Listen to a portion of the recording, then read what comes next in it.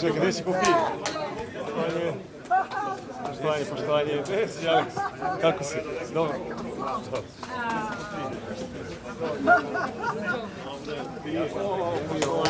Mislio sam da ćemo ući u sudnicu. Je li gotovo sve?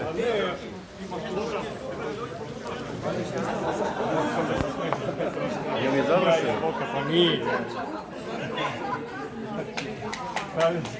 Dobro da sam izvršio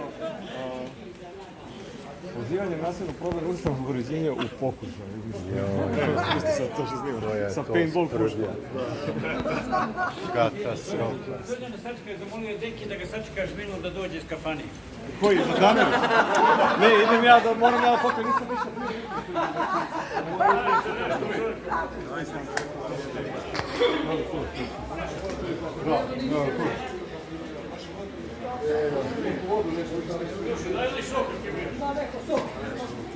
Mali dana sok, Milošu.